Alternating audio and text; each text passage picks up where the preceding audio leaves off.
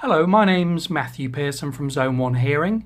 I've been asked to record a brief video explaining what happens during a hearing consultation. So after you've been introduced to your audiologist, what they're likely to do first is ask you a few questions about the health of your ears. So they will do this to establish if there's any history of wax problems, any history of discharge, infections, etc. And if indeed hearing problems or health problems with the ears run in the family. They'll look in your ear then with a small light, such as this, called an otoscope. What they can then find out is whether or not if they will be safe to proceed with the hearing consultation.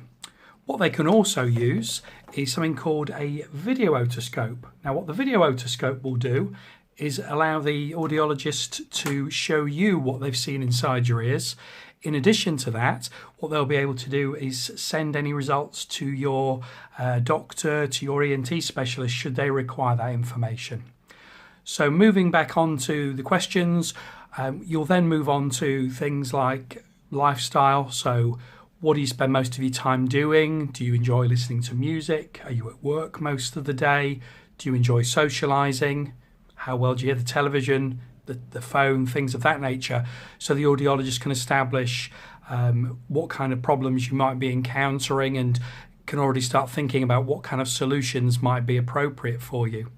So once you've gone through having your ears checked and going through your sort of case history, if you like, and hopefully involving your significant other, because the hearing ability is also likely to involve them, you'll then move on to having a hearing consultation. The audiometric part of the hearing consultation. Bear with me a second.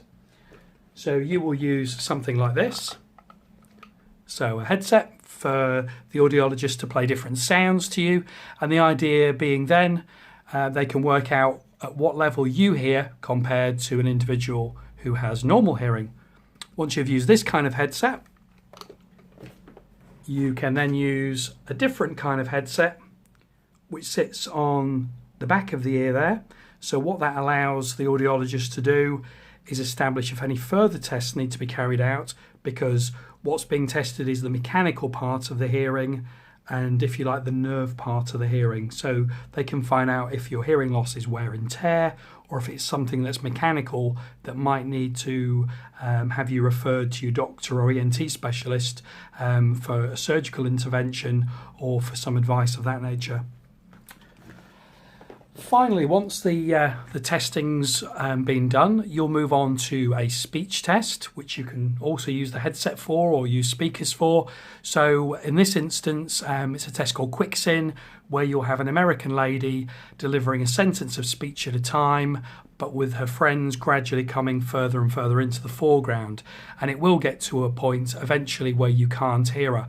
So the result from that will establish how well your brain processes speech in noise. So once that's all been done, if it looks like hearing instruments might be appropriate, and oftentimes you'll have had an initial screening test before the full test to establish if you do have a hearing loss, so this may well be the case. The next thing is to move on to having a demonstration. So for that you would use some hearing instruments programmed to your prescription. You can also have them linked up to a remote control, so it's easy for you or the audiologist to make some adjustments.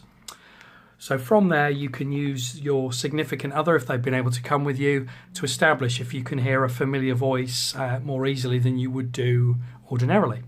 So once that's been done, oftentimes when you've selected your hearing instruments that you're going to try, an evaluation system like this one will be given to you, where for a week or two you can use those and they will gather data as to what situations you've been into, how many hours a day you've worn them, what sort of level you've been adjusting them to, and that gives the audiologist some great help when setting up your sort of proper system. So I hope this helps. There are obviously other tests we can do. We may be doing a tinnitus evaluation, which will involve more testing. There are other measurements that can be done on the eardrum, etc. But this will give you a basic idea. So I hope this has been helpful. Please like, share, comment. Feel free to post some comments down below. Any questions you've got, I'll be happy to ask. And my advice would be, if you've got any concerns about your hearing, please go and see an audiologist, get your hearing checked. You'd be better to be told it's perfectly normal and you don't need to be seen for a while, rather than leaving it years and years, which is the norm, unfortunately, and finding out you've possibly left it too late. So hopefully that's helpful. Thank you.